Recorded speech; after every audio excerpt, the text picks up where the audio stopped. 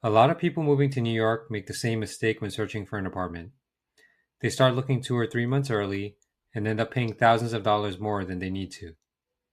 In this video, I'm going to show you exactly how renting an apartment in New York actually works so you don't make that mistake. I'll walk you through the 7 things you need to know before renting here, including the 40 times income rule, when to start your search, where to find listings, and how the application process works. For those of you who don't know me, my name is Alan. I'm a real estate agent and relocation specialist here in New York. I make content about what it's like to move and live in the city, so if that's helpful to you, feel free to subscribe. And if you're planning to move to New York and would like help with your search, I've included information on how you can work with me, along with a free renter's guide in the description below. Alright, let's get right into it. When it comes to your search, the first and most important thing to know is when to start looking, especially if you're moving from out of town. The rental market in New York moves extremely quickly, and as a result, timing works very differently from most other cities. In general, the ideal time to start viewing apartments is roughly 30 to 45 days before you need to move in. The reason for this is that most apartments in New York aren't listed until about a month before the move-in date or availability date.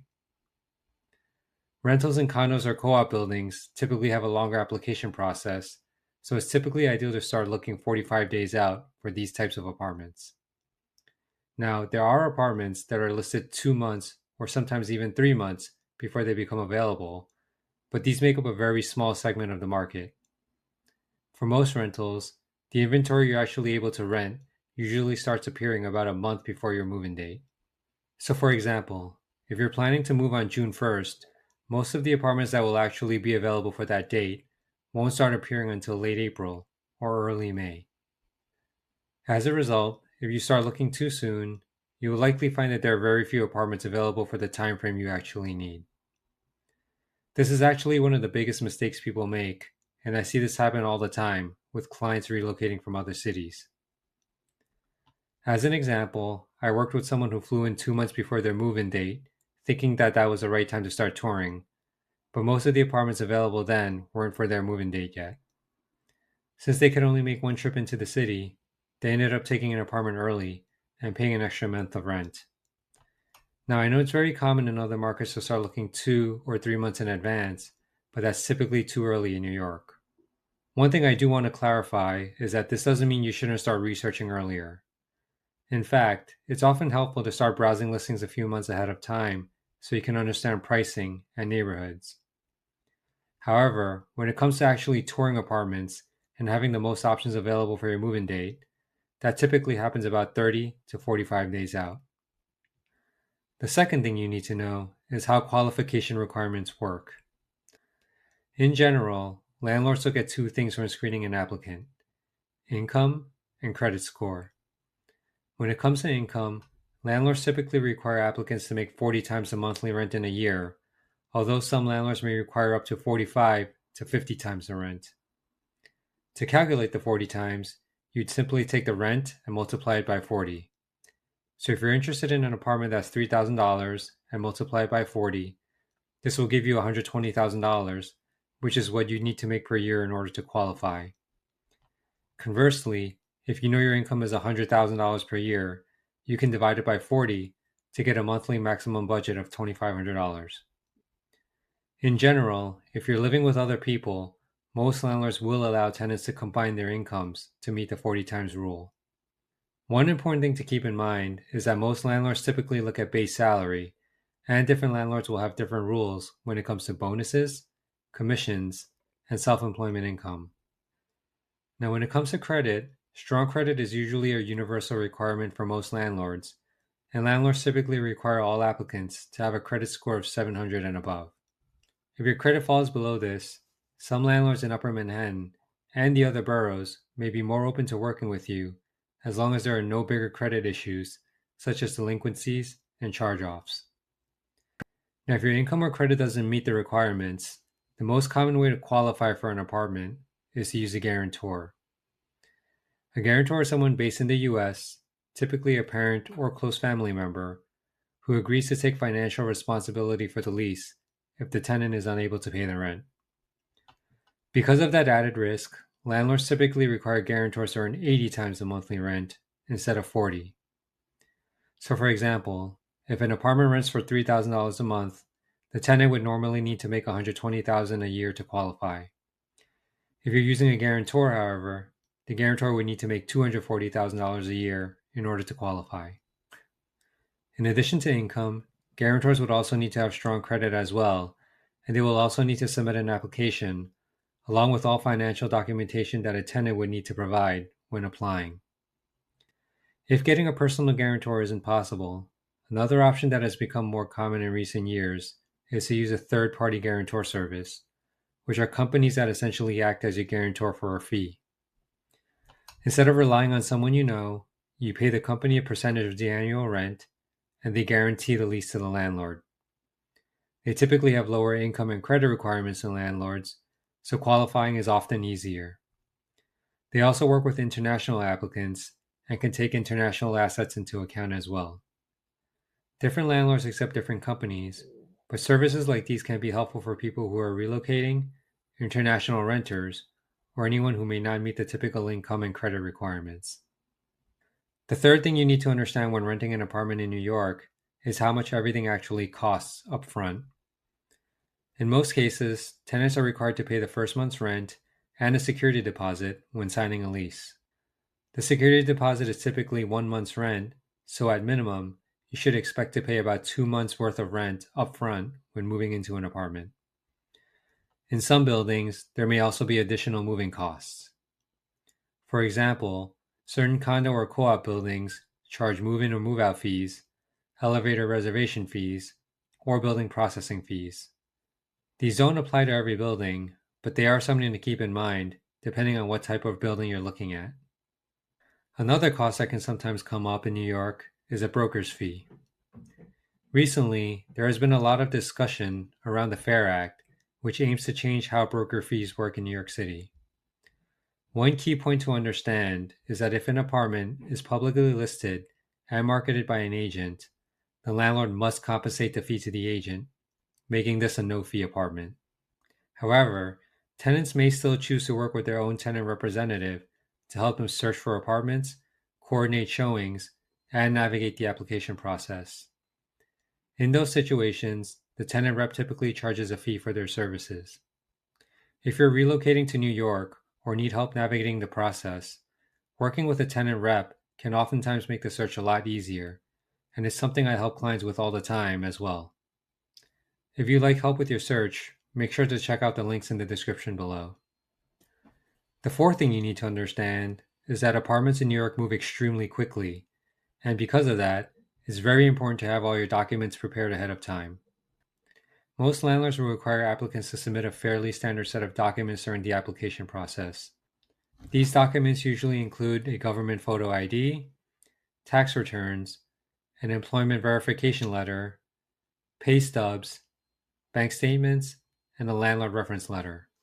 If you're self-employed, they'll want a CPA letter as well.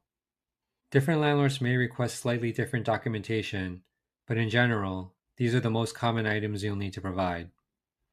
If you're a student, landlords will typically want any of the financial documents you might have, even if it shows minimal income or savings.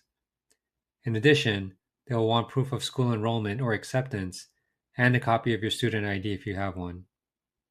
One thing to note is that if you're using a guarantor, they will need to have all the same documents as well. Because apartments can go very quickly, it's not unusual for landlords to receive multiple applications within a short period of time.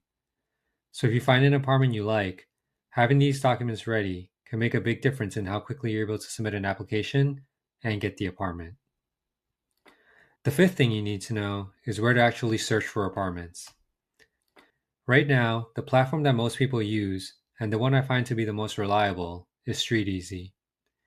Now, it isn't perfect, and listings can sometimes remain active even after they're no longer available, but it is still the most reliable and widely used platform for rentals in the city.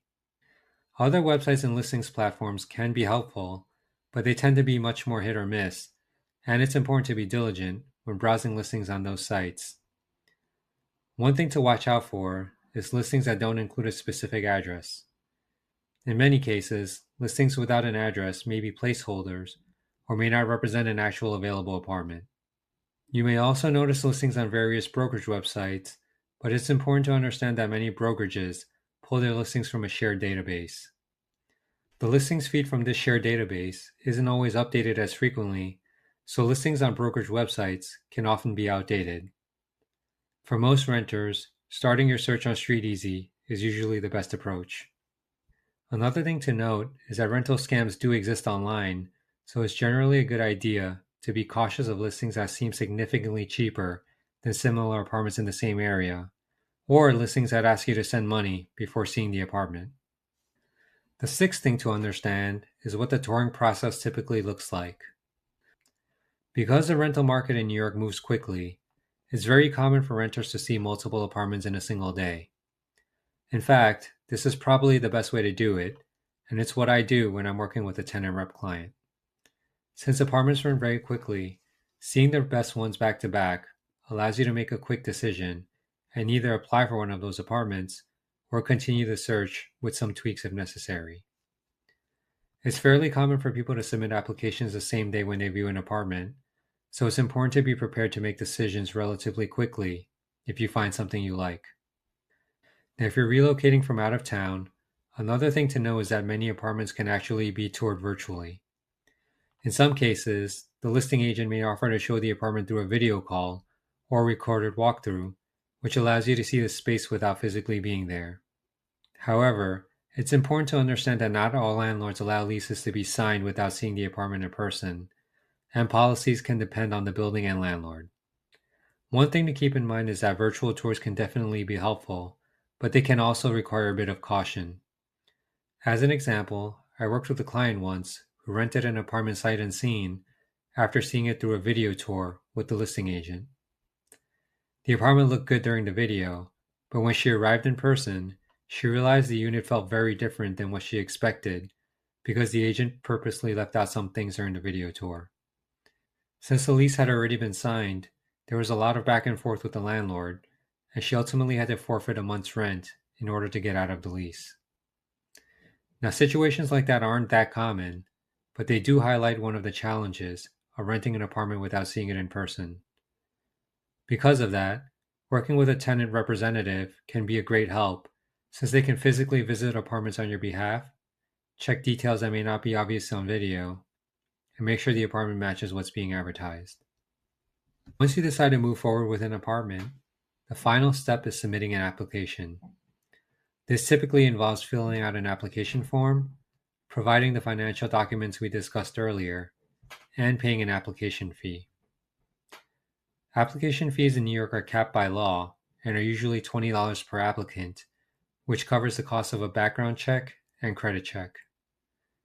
After submitting an application, the landlord will review your financial documents and credit history to determine whether you qualify. In most cases, approval can happen within 1 to 2 business days, although some landlords may take a few days to give a response. If you're applying for a condo or co-op, it is a longer process, and the application typically takes 2 to 4 weeks to be reviewed. Once you're approved, you typically sign leases and submit all necessary funds within a day or two of approval. And once all of that is done, you've officially done it and secured an apartment. So, those are the 7 most important things you need to understand before renting an apartment in New York City. Renting an apartment here can definitely feel overwhelming at first, but once you understand how the process works, it becomes much easier to navigate. I'll be dropping more videos on other topics, such as how broker fees work, as well as deep dives on some of the things we mentioned in this video, so make sure to subscribe and check those videos out. And for those of you who are looking to move and want more help, I've linked more information below on how you can work with me, along with a free renter's guide for you to access as well. Alright, that does it for this video, and I'll see you in the next one.